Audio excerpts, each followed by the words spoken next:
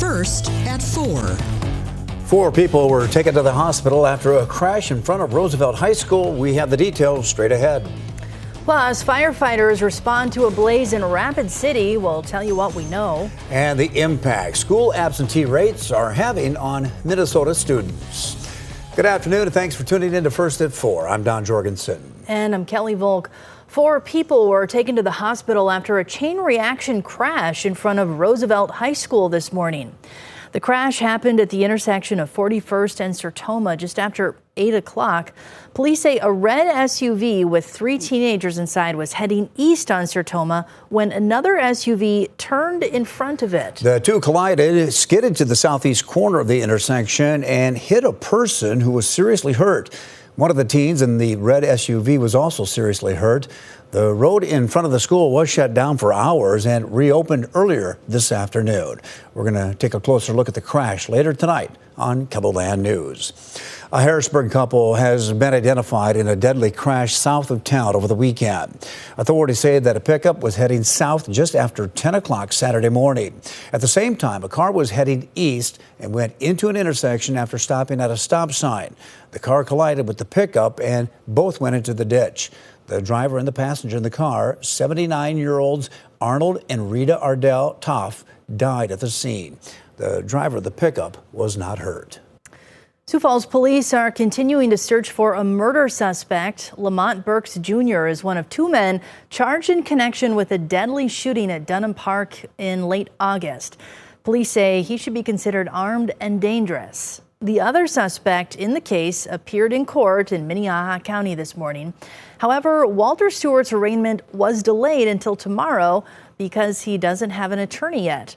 According to court documents, both men will be charged with murder, attempted murder, and assault. Investigators in Rapid City are looking into what sparked a fire a few blocks northeast of South Middle School over the weekend. The fire department shared these images of the fire from Saturday night. Crews arriving on the scene found fire coming from a garage with a small living space attached. Flames could also be seen coming from the car as firefighters worked to put out the fire. Officials say that no injuries were reported and that 1 cat was saved from the fire. Wow. Well, glad to see we didn't blow away today. Yeah, the wind is incredible, Jay. Yeah, and it's just going to stay that way tonight and through tomorrow.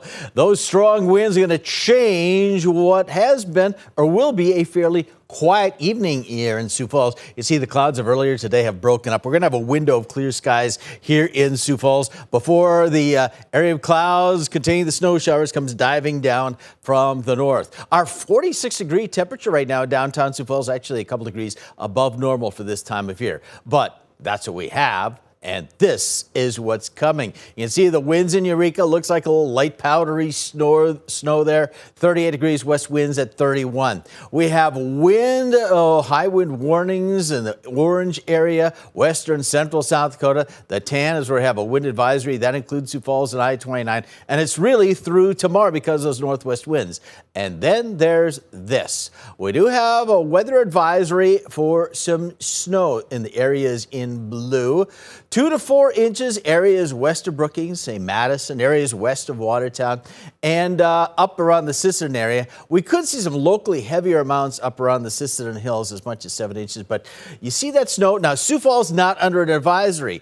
The issue, though, will be some of that snow that falls to our north because of the northwest winds could actually come blowing into Sioux Falls. So we may see some of that light, powdery, wind-driven snow even in Sioux Falls and areas along and south of I-90. Here's where the snow is right now. It's coming down on North Dakota. It's continue to move in a southeasterly direction here during the evening hours.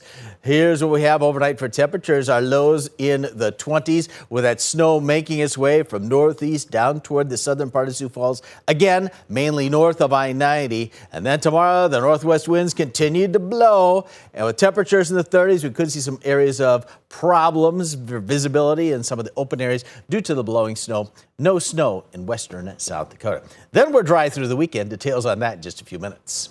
Thank you, Jay. Well, classroom concerns in Minnesota. State data finds 1 in 4 Minnesota students are consistently gone from class, and that can have all sorts of negative effects. It's why a panel of state lawmakers is looking at solutions. Caroline Cummings with our CBS affiliate in Minneapolis reports on the problem and ideas to fix it. Silas, would you please read the learning target for the class? The state is searching for solutions for students who don't show up to school. The American Academy of Pediatrics cites research showing poor school performance is linked to poor health outcomes in adulthood, and students who don't attend class regularly score lower than their peers on skills tests. This at a time when less than half of students in Minnesota are proficient in math and reading. I would really say that the attendance piece for the academic performance is the fundamental base on which our school districts operate. A legislative work group tasked with looking at the issue met on Monday. They're recommending better data collection and flexibility in existing funds or more money for school staff dedicated to truancy, among other ideas. Kirk Schneiderwind, executive director of the Minnesota School Boards Association, says the latter would allow schools to double down on their efforts. When you're a principal or teacher, you have many different responsibilities during the day, and an additional piece around